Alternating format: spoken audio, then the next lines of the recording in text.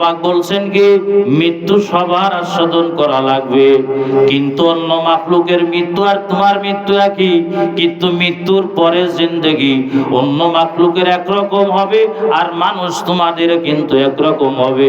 অন্য মাখলুক মারা যাবে, মাটি হয়ে গেল, হিসাব নিকাশ তাদের নাই, কিন্তু মানুষ তোমরা মারা গেল, তোমার জিন্দেগির হিসাব হয়তো তোমার কবর রাউযাতুম মিন রিয়াজিল জান্নাহ দুটোর একটা হবে, অথবা হুফরাতুম মিন হুফারিম মিনান নার, অথবা জাহান্নামের একটা টুকরা, এই দুটার একটা হবে। হযরতে ওমরের ইন্তেকাল হলো, কথাটা এখান থেকে লক্ষ্য করো রে বাবা। হযরতে ওমরের ইন্তেকাল হয়ে গেল, ওয়ার্দ জাহানের খলিফাতুল মুসলিমিন দুনিয়ার থেকে বিদায় হয়ে গেল। দুনিয়ার থেকে বিদায় হয়ে যাওয়ার পরে খলিফাতুল মুসলিমিন গোসল করানো হবে। কাফেলা কয়েকটা সাহাবীদেরকে নির্ধারণ করা হলো আমিরুল মুমিনিনের গোসল দেওয়ার জন্য, কিন্তু বাবা যখন গোসল দেওয়ানো হবে ওই সময় হযরতে ওমরের পিঠের দিকে খেয়াল করে দেখানো হলো, হযরতে আমিরুল মুমিনিনের পিঠের ভিতরে চাবুকের দাগ। কিসের দাগ? জোরে বলে।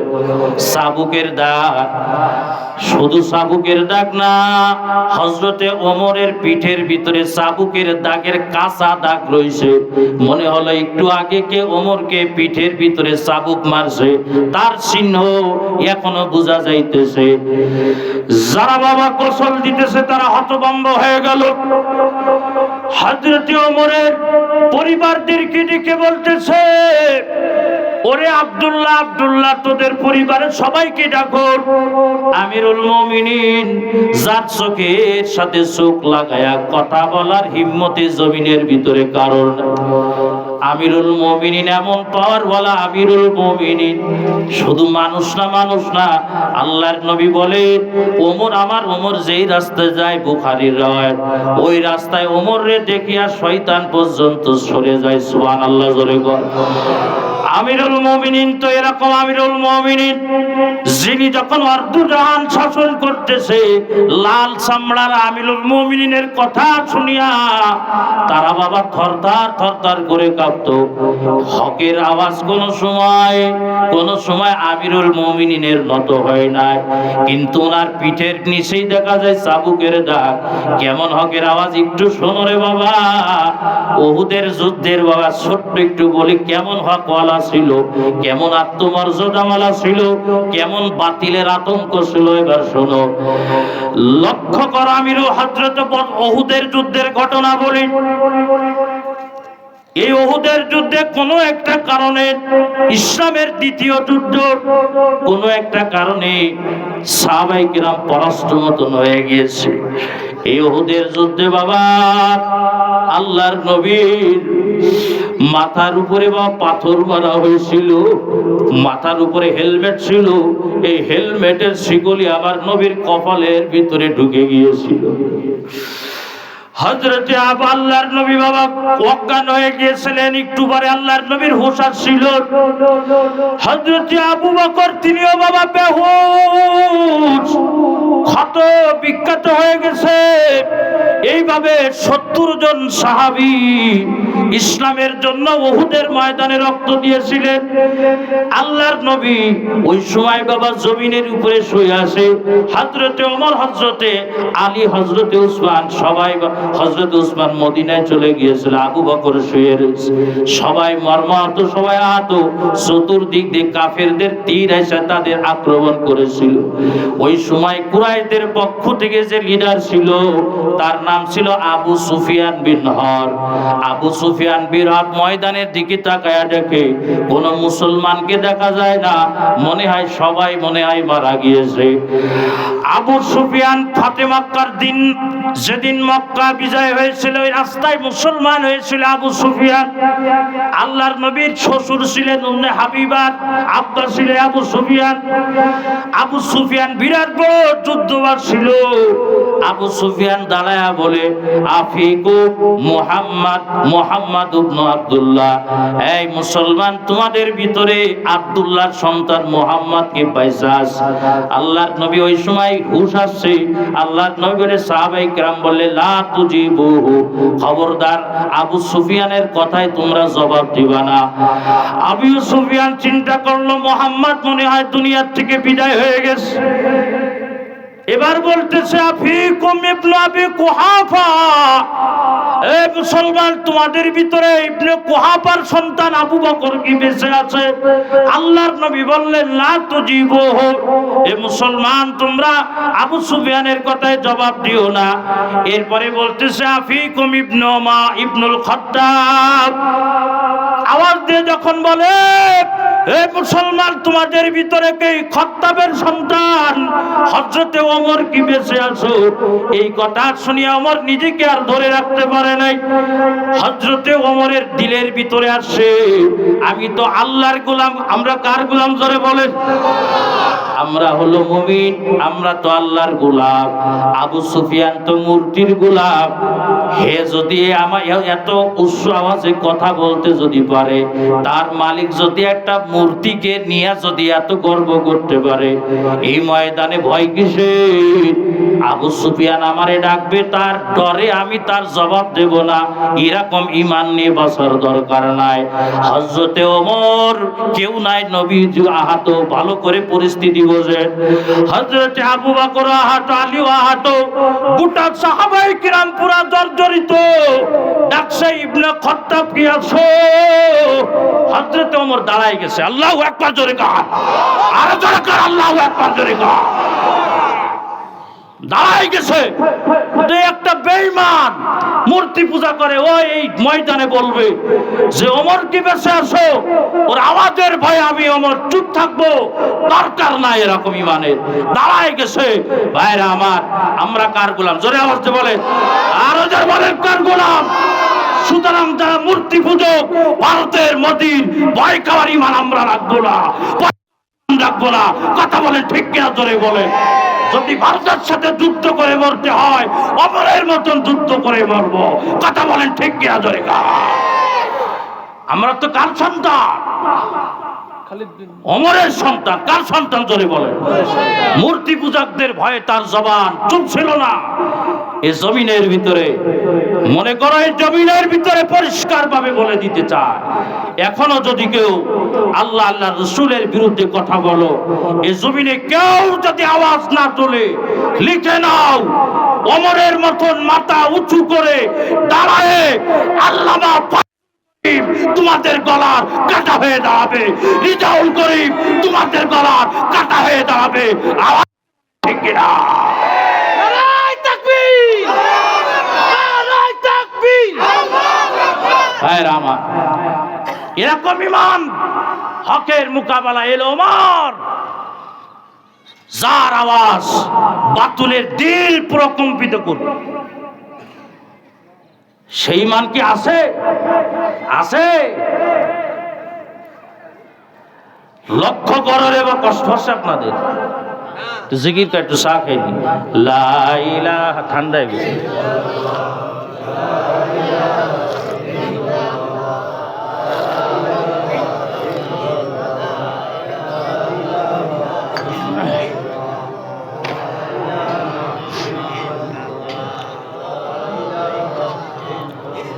লা ইলাহা ইল্লাল্লাহ। চলেছে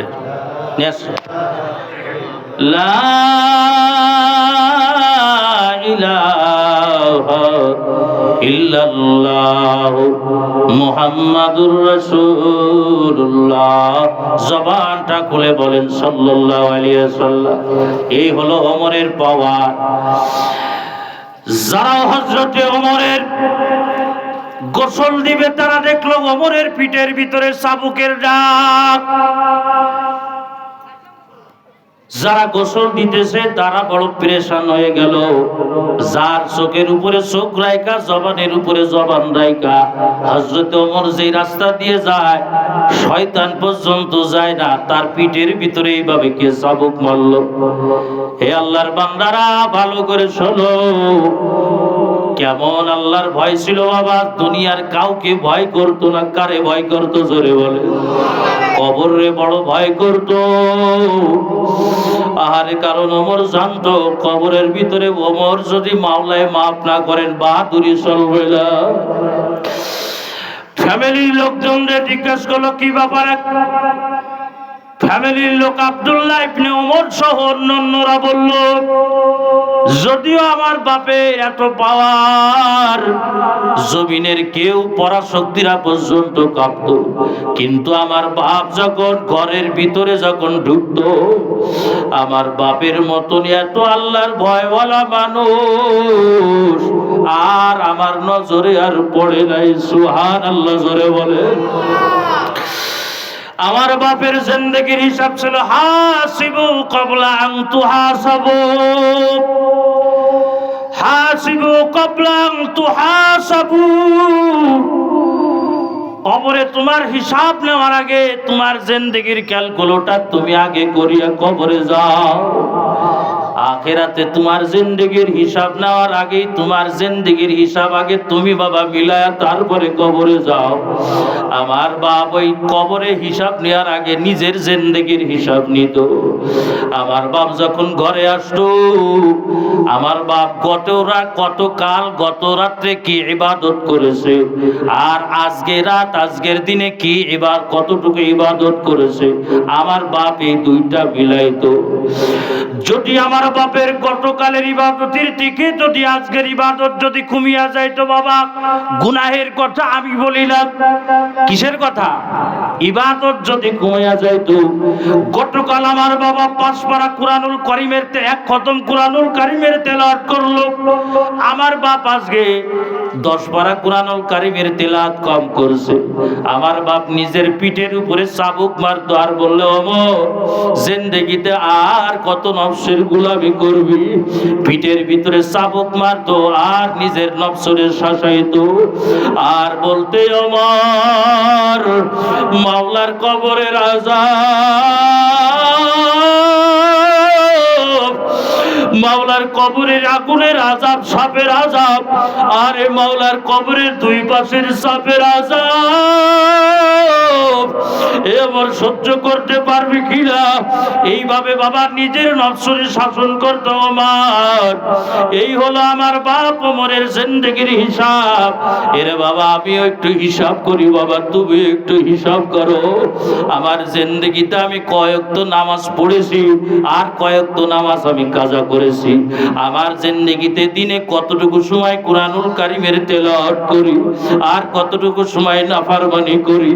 আমার জিন্দেগির কতটুকু সময় বাবা মাওলার জিকির করি আর আল্লাহর নাফরমানি করি কত সময়। আল্লাহর নবী বলেছেন, হাসিবু ক্বাবলা আন তুহাসাবু। তোমার কাছে কবরের হিসাব নেওয়ার আগে তুমি তোমার নিজের হিসাবটা আগে কষিয়া নাও, কারণ যখন কবরের ভিতরে তোমার হিসাবটা কষিয়া নেওয়া হবে বাবা মাওলার কাছে জবাব দিতে পারবা না। হযরত ওমরের গোটা জিন্দেগি নিজের কাছে নিজের হিসাব নিত। বাবা বাড়িতে যাইবা, এরে যুবক তুমিও মরলে বাবা মেম্বার হও, চেয়ারম্যান হও, বড় ধনী হও, রিকশাওয়ালা হও, ভ্যানওয়ালা হও, একই পোশাক বাবা, দ্বিতীয় কোনো পোশাক আমাদের নাই। একই খাটিয়া, দ্বিতীয় কোনো খাটিয়া নাই। একই কবর বাবা, দ্বিতীয় কোনো কবর নাই। একই মাটি বাবা, দ্বিতীয় কোনো মাটি নাই। কে কার কত সম্পদ আছে পরিচয় নাই, কে কত বড় শিক্ষিত কোনো পরিচয় নাই, কার চেহারা কত সুন্দর কোনো পরিচয় নাই, কে কত বড় মুফতি সাহেব তার কোনো পরিচয় নাই, কে কত বড় আলেম তার পরিচয় নাই, কে মসজিদের সেক্রেটারি আর কে মসজিদের সভাপতি, কে দুনিয়ার মেম্বার, কে নেতা, কে চেয়ারম্যান পরিচয় নাই। সে একটাই পরিচয়, মাওলার গোলাম হইয়া তুমি কবরে আসছো কিনা, এই একটাই কিন্তু পরিচয়। আমি একটা কথা আপনাদের সামনে বলছিলাম, আল্লাহর নবীর কাছে জিজ্ঞাসা করা হলো, এবার হাদিসের ভিতরে আছে, আল্লাহর নবীর কাছে জিজ্ঞাসা করা হলো, মান আকিয়া সুন্নাস। আল্লাহর নবী জমিনের ভিতরে সব দিকে জ্ঞানী এবং সব দিকে বিচক্ষণ কে মনে আছে? মনে আছে? নবীজিকে জিজ্ঞেস করা আল্লাহর নবী, জমিনের ভিতরে সব থেকে জ্ঞানী এবং বিচক্ষণকে? আমরা হলে বলতাম যার যত বড় ডিগ্রি হে তত বেশি জ্ঞানী, যে যত বেশি শিক্ষিত হে তত বেশি জ্ঞানী, যার যত বড় টাকা আছে হে তত বেশি জ্ঞানী। না রে বাবা না, আল্লাহর কাছে নবীর কাছে ওই জ্ঞানী রিক্সাওয়ালাও হতে পারে, ভ্যানওয়ালাও হতে পারে, কোটিপতিওয়ালাও হতে পারে, মূর্খওয়ালাও হতে পারে, আবার বাবা বিরাট বড় শিক্ষিতওয়ালাও হতে পারে। আল্লাহর নবী উত্তর দিয়ে বলেন, আমার সাহাবীরা রে, আল্লাহ পাকের কাছে সব থেকে বড় জ্ঞানী আকসারুকুম যিকরান লিল মাউত, যে যত বেশি আল্লাহর কাছে মৃত্যুর স্মরণ করবে, যার ভিতরে মৃত্যুর স্মরণ আছে, ও যদি চেয়ারম্যান হয় ও বাবা 2 নম্বরই টাকা নিজের পকেটে ঢুকাতে পারবে না। কথা বলেন ঠিক কিনা, জোরে বলেন। মেম্বার হবে 2 নম্বরই টাকা কবরে তার পকেটে ঢুকতে পারবে না, কারণ ও চিন্তা করবে যদি এর পরেই যদি আমার মৃত্যু হয়, এই যে বাবা বাংলাদেশের রাষ্ট্রের ভিতরে বড় বড় চেয়ার দখল করে আছে, এত বড় শিক্ষিত বাবা, কলমের খুঁচায় কোটি কোটি টাকা আত্মসাৎ, সরকারি চাকরি করতে পারে না, 5 তলা বিল্ডিং হাঁকায়। কথা বলে ঠিক কিনা, জোরে বলে। এত বড় শিক্ষিত 40,000 টাকা বেতন পাই, 5 বছর যায় না 5 তলা বিল্ডিং 50 বিঘে সম্পত্তির মালিক হয়। এই যে হারুন ছিল, এই হারুন টিভি প্রধান ছিল, হারুন না খায়া মরতো, টিভি হয়েছে 420 বিঘার আগে ওর একটা রেস্টুরেন্ট আছে। এই জন্য বলি সবার সব চেয়ারওয়ালার ভিতরে একটা জিনিস ঢুকায়া দাও, আমার নবীর আদর্শ অর্থাৎ মৃত্যুর স্মরণ ঢুকায়া দাও। আগামী কাল থেকে দেখবা বাংলাদেশ সোনার মদিনা হয়ে যাবে। এত বড় শিক্ষিত হয়ে বাবা কোনো লাভ নাই। রিক্সাওয়ালা হয়ে আমারও, তবে মৃত্যুর স্মরণ করিয়া আমারও।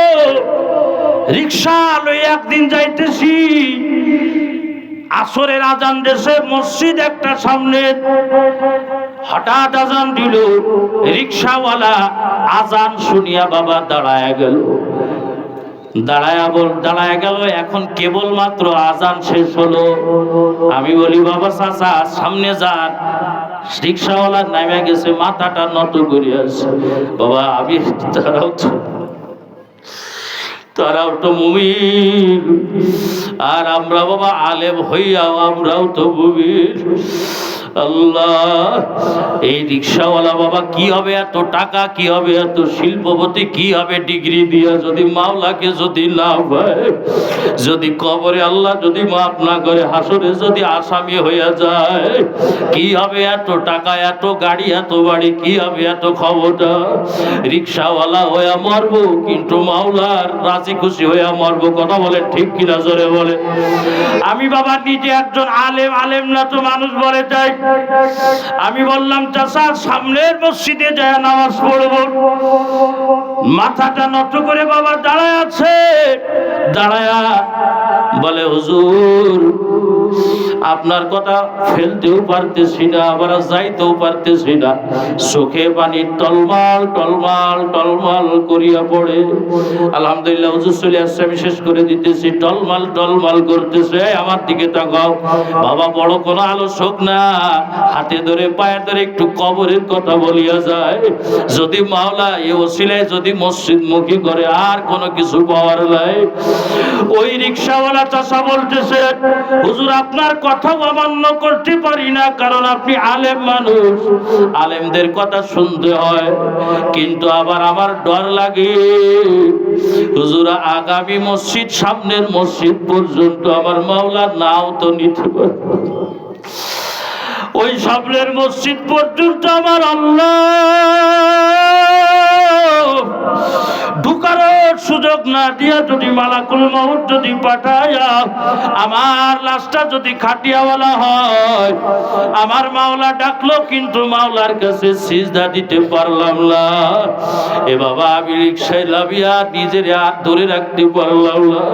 চাচারে হাত ধরে বলে, চাচা আপনি আমারে মাফ করে দেন, আমি যে আলেম হইছি কিন্তু আমার ভিতরে ওই ঈমান হয় না যে ঈমান আপনি রিকশাওয়ালার ভিতরে আল্লাহ পাক দান করেছে। এই জন্য বাবা দোকানদারি করো, কোনো আফসোস না, আজান হয় মসজিদে চলে আসো। এ বাবা তুমি রিকশা চালাও, কোনো আপত্তি নেই, আজান হয় মসজিদে আসো। তুমি বাবা ভ্যান চালাও, আপত্তি নাই, আজান হবে আল্লাহর ঘরে আসো। তুমি বাবা কৃষক রাখাল হও, কোনো দোষ নাই, আজান হবে নামাজটা পড়িয়া নাও। তুমি মা রান্না করো, কোনো দোষ নাই, আজান হলে নামাজটা পড়িয়া নাও। কারণ সুযোগ না হতে পারে, নামাজ না পড়ার সুযোগ না হতে পারে। কারণ এই হালাতে যদি মারা যাও, লাইসা লাহুল ইয়াওমা হাহুলা হামিম ওয়ালা তুআবুন ইল্লা মিন গিসলিন লা ইয়াকুলুহু ইল্লাল খাতিউন। এ বাবা মাওলার নাফরমানি হইয়া যদি এরা মরো, ফুটান্ত পানি ছাড়া আর কিছু জুটবে না। যেই ফুটান্ত পানি জিহ্বার গুড়ায়, ঠোঁটের গুড়ায় আনলে নাভি পর্যন্ত চলে আসবে, এই নিচের ঠোঁট, আর উপরে ঠোঁট চলিয়া যাবে কপালের উপরে। আর মাওলার জাক্কুম ফল গলার ভিতরে কাটা হইয়া বাঁধিয়া যাবে, আর যন্ত্রণায় ছটপট ছটপট করিবা। আরে পানি না খাইয়া উপায় নাই, আবার খাইলেও পারতেছি না। আল্লাহু আকবার। এ বাবা এই যখনই খাইবা, পেটের ভিতরে যা আছে সব পিছনের রাস্তা দিয়ে বের হবে। এই জন্য দুনিয়ার হায়াত কিছুই না, মরণের চিন্তা করো, কবরের চিন্তা করো, আর নামাজ পড়ো। আর কিছু বলার নাই, এলেম নাই, আমল নাই, কি বলবো। আল্লাহ পাক কুল্লু নাফসিন যায়কাতুল মাউত ওয়া ইন্নামা তুওয়াফাউনা উজুরাকুম ইয়াওমাল কিয়ামা। এতটুকু মনে রাখবা, পশু পাখির মরণ হয়ে গেল কোনো আপত্তি তাদের নাই, কিন্তু আল্লাহ আমাদের বলল তোরা যা করবি সব আমি আল্লাহ পূর্ণ করে দিব। ভালো করবি পূর্ণ করে দিব, প্রতিদান পূর্ণ দিব, খারাপ করবি প্রতিদান পূর্ণ করে দিব।